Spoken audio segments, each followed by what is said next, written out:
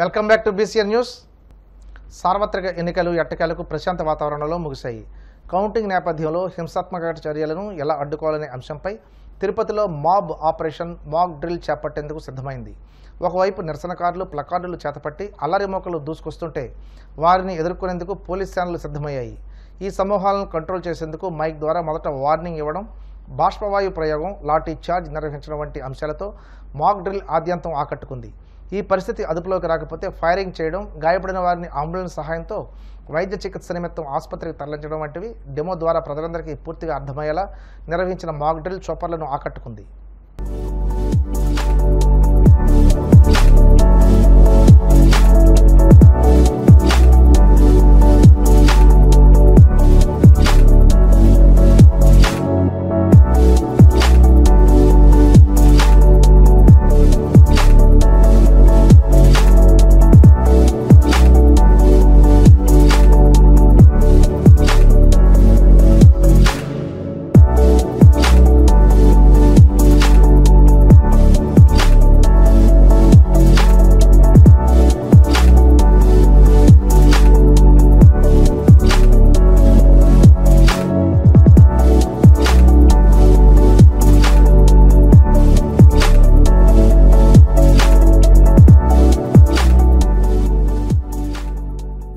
జిల్లా మీద 135 అటువంటి సమస్యాత్మక ప్రాంతాలను ఐడెంటిఫై చేయడం జరిగింది. మీరు చూసినట్లయితే పెద్ద నంబరే. సో ప్రతి చోట కూడా మనం పికెట్ పెట్టుకుంటాము.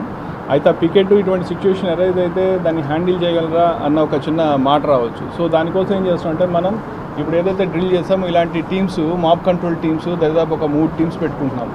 సో కౌంటింగ్ సెంటర్ దగ్గర ఒకటి, తర్వాత పోతే కొంచెం మాకు 3 టియర్స్లో చేసాం. కౌంటింగ్ సెంటరు, తర్వాత ఇన్నర్ కార్డన్, తర్వాత అవుటర్ కార్డన్. ఇన్నర్ కార్డన్ వచ్చి మనకు అరౌండ్ ఒక 500 మీటర్స్ టు 600 మీటర్స్ కవర్ అవుతుంది. ఇంకోటి ఏంటంటే 2-3 కిలోమీటర్ల బయట అవుటర్ కార్డన్ ప్లేసెస్ పెట్టినాం. ఇవేంటంటే ప్రధానంగా మనకు ఏదైతే సమస్యాత్మకమైన కాన్స్టిట్యున్సీస్ నుంచి మన తిరుపతిలోకి వచ్చే రూట్స్ అక్కడ పొజిషన్ చేసుకొని ఉంటాం. సో కాబట్టి ఒకవేళ అక్కడ ఎటువంటి సమస్య ఉన్నా కానీ ఇమీడియట్గా మనం ఫోర్స్ని మొబిలైజ్ చేసి అక్కడ తీసుకెళ్ళి హ్యాండిల్ చేసే విధంగా ప్లాన్ చేస్తాము. ఈ డ్రిల్ అంతా కూడా మీరు అన్నట్టు అంటే మనము దానికి ప్రిపేర్ అయి ఉంటాము, కానీ మనము అనుకోని సిచ్యువేషన్స్ చాలా వస్తాయి.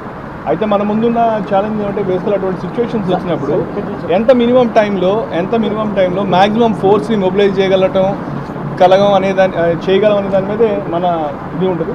సో దానికి సంబంధించే మా బందోబస్తు స్కీమ్ అంతా ప్రాపర్గా ప్లాన్ చేసుకొని ఎక్కడున్నా కానీ తక్కువ టైంలో మ్యాక్సిమం ఫోర్స్ని మొబిలైజ్ చేసి ఆ ప్లేస్కి తీసుకెళ్ళి హ్యాండిల్ చేసే విధంగా చేస్తాం. ఎందుకంటే చాలా సందర్భాల్లో కూడా మనకు ఒక ఇష్యూ కొంచెం పెద్దది కావడానికి ఒక టైం ఉంటుంది. 1 గంట 2 గంటల టైం ఉంటుంది. ఎందుకంటే వాళ్ళతో మాట్లాడే ఇది ఉంటుంది, వాళ్ళు మా పోలీస్తో మాట్లాడుతూ ఉంటారు.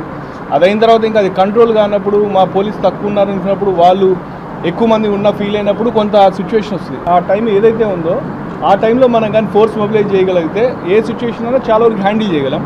సో దానికోసం ఈ ప్రిపేర్నెస్. అంటే ఫోర్స్ మొత్తం మనకు బందోబస్తు సంబంధించి దాదాపు 1500 మంది దాకా అవసరం అవుతారండి మన జిల్లాలో కానీ కౌంటింగ్ హాల్కి సంబంధించి.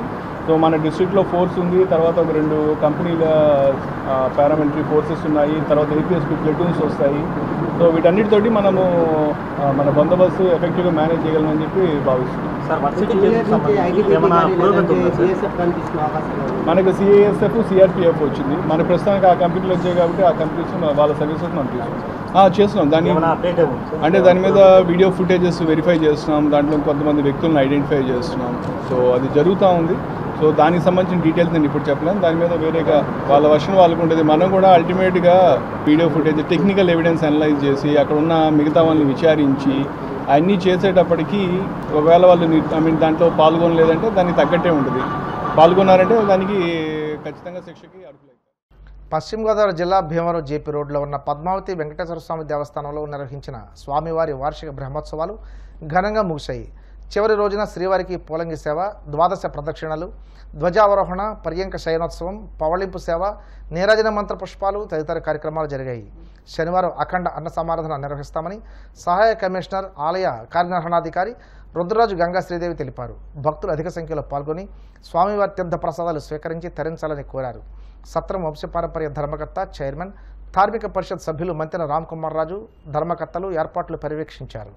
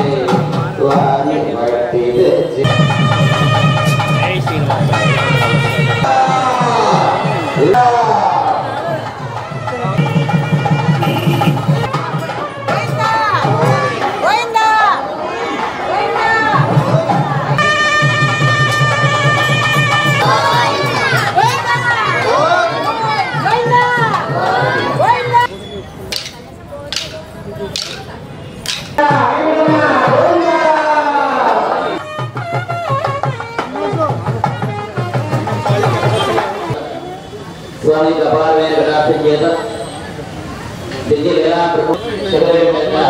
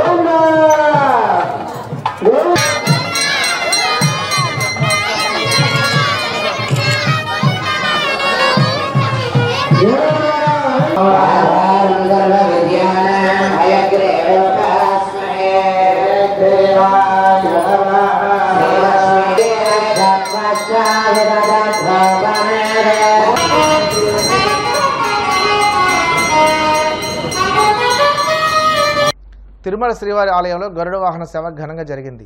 సర్వాలంకార భూషితుడైన మలయప్ప స్వామి గరుడ వాహనంపై ఆలయ మాడవీధుల్లో విహరించి భక్తులను కటాక్షించారు. పౌరాణిక నేపథ్యంలో 108 వైష్ణవ దివ్య దేశాల్లోనూ గరుడ సేవ అత్యంత ప్రాముఖ్యతను సంతరించుకుంది. గరుడ వాహనం ద్వారా స్వామివారు దాసానుదాస ప్రపత్తికి తాను దాసుడునని తెలియజేయడమే గరుడ సేవ ఉద్దేశ్యమని పండితులు చెబుతారు. అంతేగాక జ్ఞాన వైరాగ్య ప్రాప్తి కోరే మానవులు జ్ఞాన వైరాగ్య రూపాలైన రెక్కలతో విహరించే గరుడ స్వామిని దర్శిస్తే సర్వ పాపాలు తొలగిపోతాయని భక్తికోటి విశ్వాసం. వాహన సేవలో supreme court retired CJI justice NV Ramana, Tirumala Chinnajeeyar Swamy, ఆలయ డిప్యూటీ ఈఓ లోకనాథం తదితరులు పాల్గొన్నారు.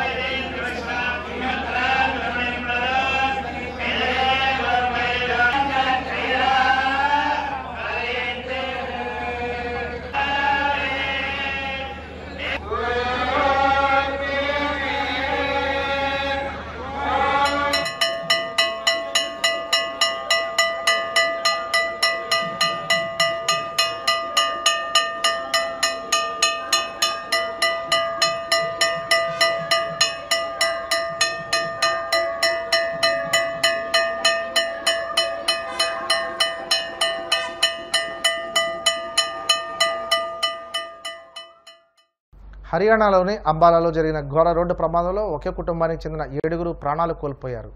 మరో 20 మందికి పైగా గాయపడ్డారు. వీరంతా ప్రయాణిస్తున్న మినీ బస్సు అంబాలా ఢిల్లీ జమ్మూ జాతీయ రహదారిపై ఓ ట్రక్కును ఢీకొంది. ఈ ఘటన శుక్రవారం ఉదయం జరిగింది.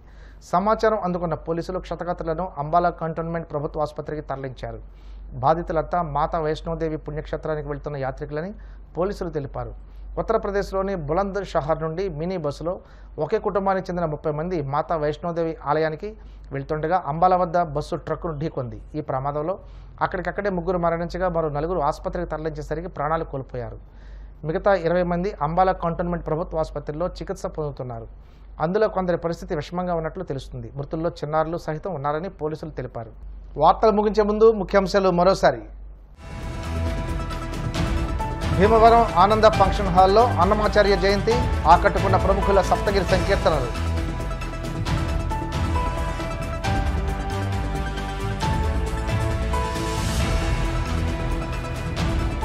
పెందుర్తి పోలీస్ స్టేషన్ పరిధిలో పోలీసుల విస్తృత తనిఖీలు, అక్రమంగా నిల్వ ఉంచిన మందుగుండు సామాగ్రి స్వాధీనం.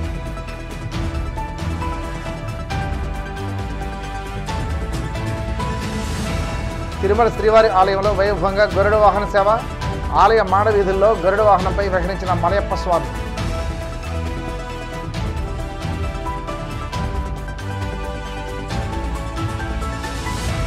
హర్యానా రాష్ట్రం అంబాలాలో ఘోర రోడ్డు ప్రమాదం, మినీ బస్సు ట్రక్కును ఢీకొట్టడంతో ఒకే కుటుంబానికి చెందిన 7 మృతి.